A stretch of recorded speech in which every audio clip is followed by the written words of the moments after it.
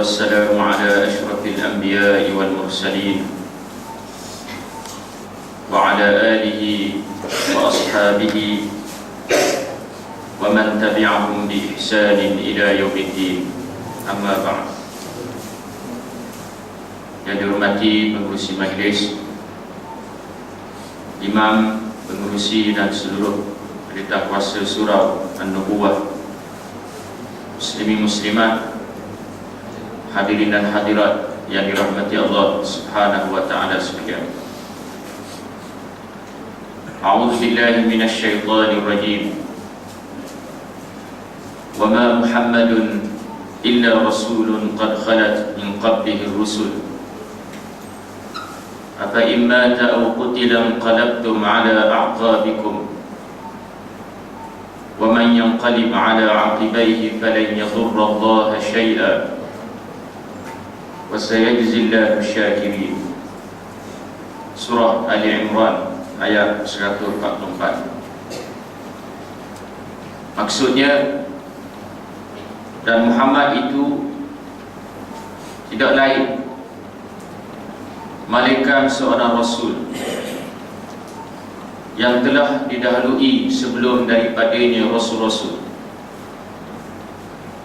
Maka apakah jika sekiranya dia mati ataupun terbunuh di medan perang,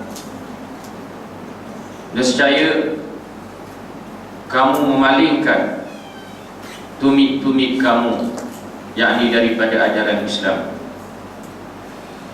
Dan sesiapa yang memalingkan kedua tumitnya daripada ajaran Islam, maka dia sekali-kali tidak memberikan apa-apa mudarat terhadap Allah. Dan pasti Allah Subhanahu wa ta'ala akan memberikan ganjaran kepada orang-orang yang bersyukur.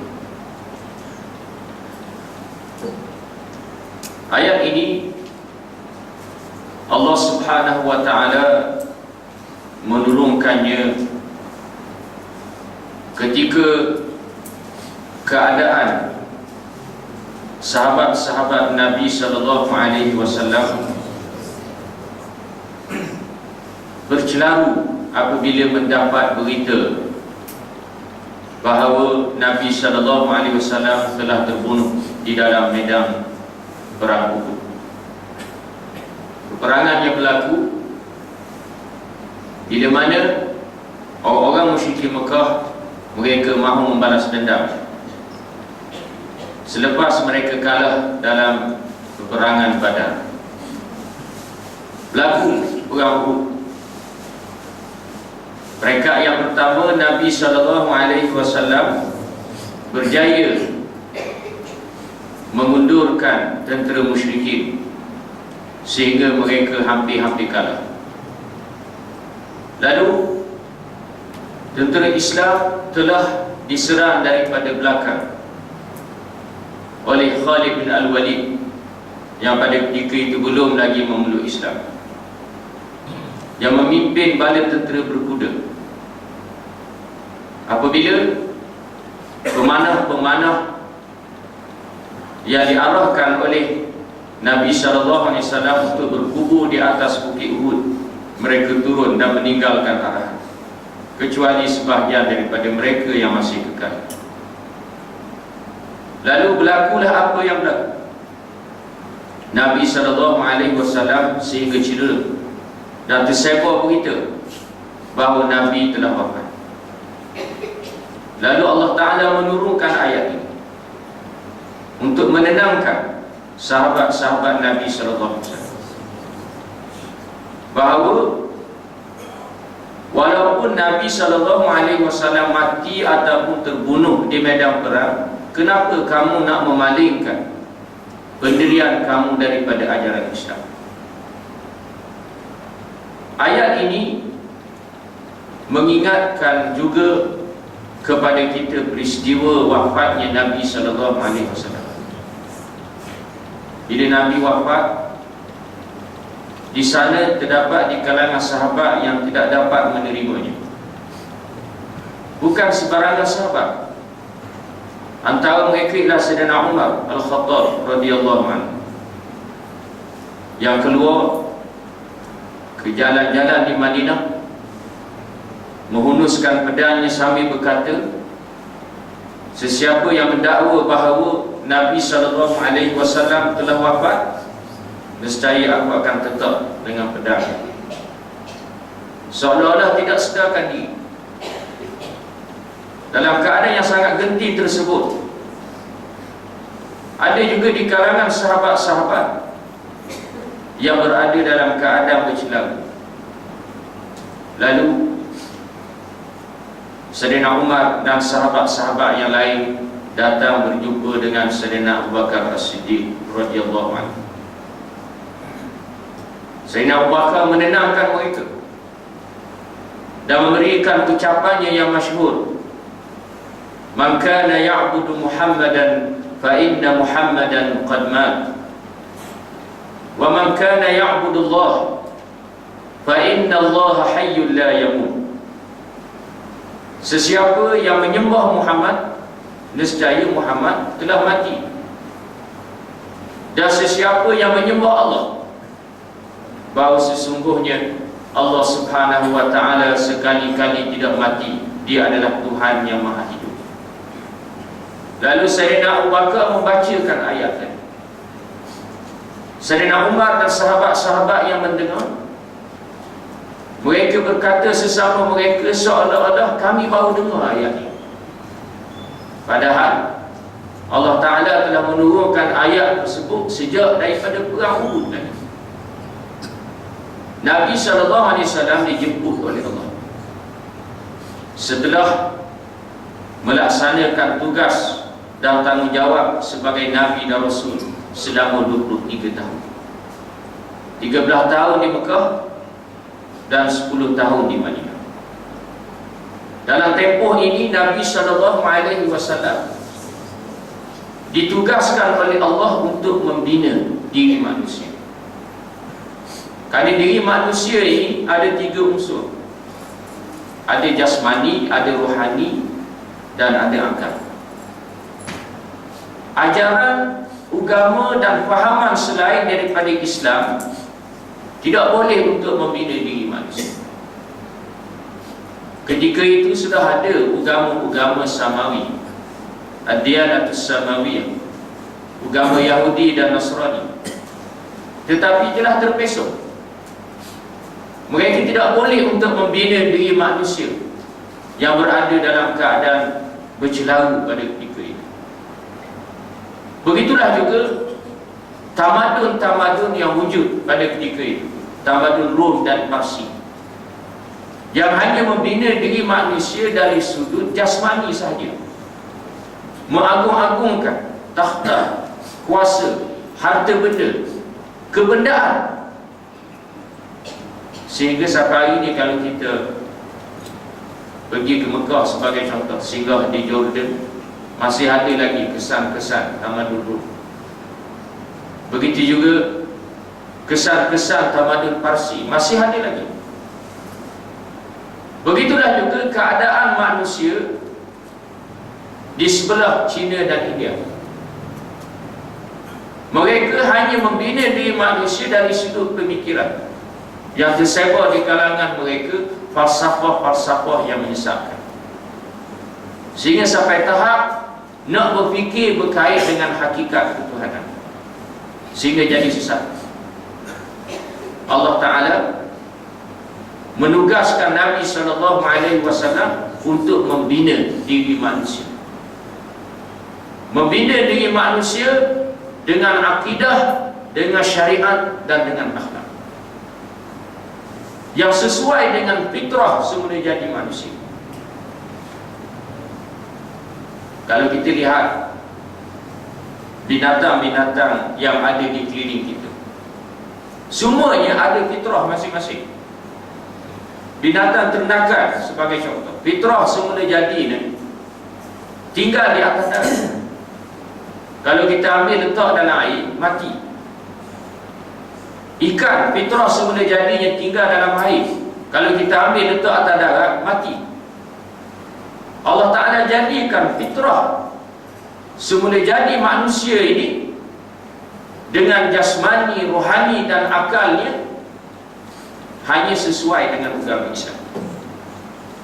Oleh kerana itulah Islam adalah merupakan agama fitrah yang sesuai dan tidak bercanggah dengan semula jadi manusia ini dijadi dan diciptakan oleh Allah. Nabi SAW membina diri manusia dengan akidah, dengan syariat dan juga dengan akhlak.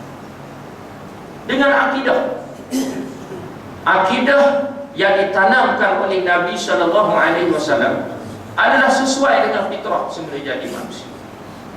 Beriman kepada Allah, walaupun Allah kita tak dapat lihat, tetapi tanda-tanda adanya Allah wujud di sekeliling kita.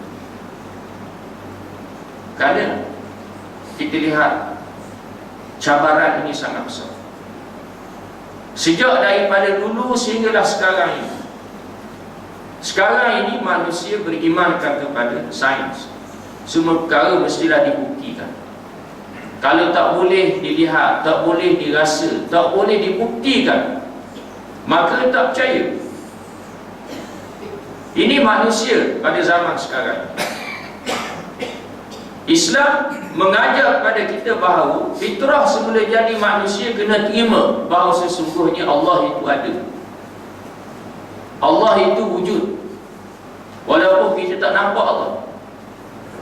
Kita lihat di keliling kita, banyak perkara yang tak dapat kita lihat, yang tak dapat kita rasa, tapi kita percaya ianya ada. Nyawa dalam diri kita, kita tak nampak, tapi tanda-tanda nyawa itu ada. Ya, kita boleh bercakap, kita boleh berjalan, kita boleh berlari.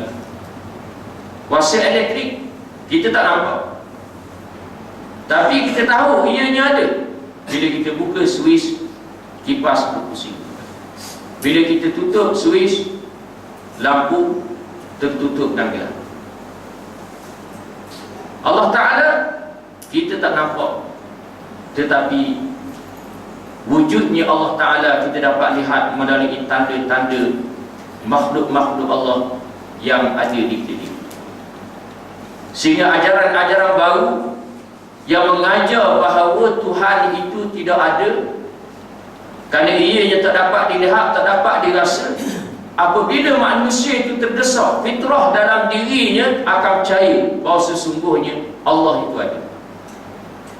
Dr. Abdul Karim Zaidan pernah menceritakan di dalam bukunya Usul Dakwah, dasar-dasar ilmu dakwah, yang pernah berlaku pada Perang Dunia yang pertama.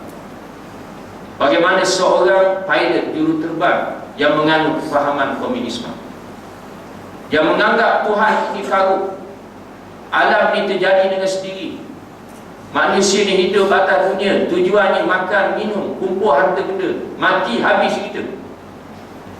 Dia cerita pengalamannya apabila dia dalam satu operasi kapal terbang yang dibawa olehnya ditembak, lalu dia tak boleh nak kawal, terjunang dalam keadaan yang sangat terdesak tersebut. Fitrah dalam diri dia menyatakan bahawa di sana ada Tuhan yang boleh menyelamatkan. Lalu dia berdoa, akhirnya Allah Ta'ala menyelamatkan.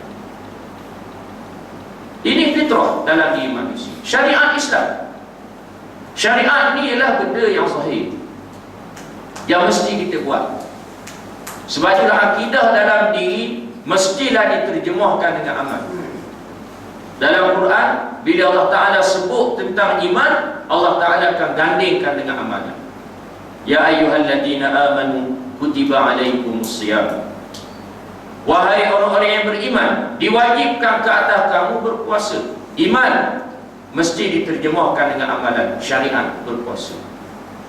Ya ayyuhalladzina amanu hal adullukum ala tijaratin tujikum min adabin alim tu'minuna billahi wa rasulih wa tujahiduna fi sabilillahi bi amwalikum wa anfusikum ila akhir ayat. Iman mestilah diterjemahkan dengan amalan, syariat, iaitu jihad pada jalan Allah. Syariat Islam yang Allah Ta'ala turunkan ke atas Nabi SAW adalah satu syariat yang sesuai dengan fitrah semula jadi manusia, yang boleh membina Diri manusia ini berada di atas fitrah. Kita ambil beberapa contoh. Allah Ta'ala syariatkan ibadah sembahyang. Antara sebabnya ialah kerana sembahyang ini boleh menenangkan jiwa rohani kita. Allah Ta'ala sebut dalam Quran, ala bi dzikrillahi tatma'innul qulub, bahawa dengan mengingati Allah maka hati-hati akan rasa tenang. Ulama menafsirkan bahawa maksud zikrullah di sini ialah sembahyang. Ada ulama yang merangkumi semua, bukan sahaja sembahyang, termasuk dah juga zikir, wirid, tahlil, tahmid, takbir dan lain-lain. Tapi pokoknya ialah sembahyang, asas kepada mengingati Allah. Oleh kerana itulah bila jiwa kita rasa susah hati, duka cita, tertekan, bila kita sembahyang, bulatkan hati kita kepada Allah, Allah Ta'ala akan mencampurkan ketenangan dalam diri. Begitulah juga contoh ibadah zakat. Ibadah zakat ni satu ibadah yang boleh membina fitrah semula jadi manusia.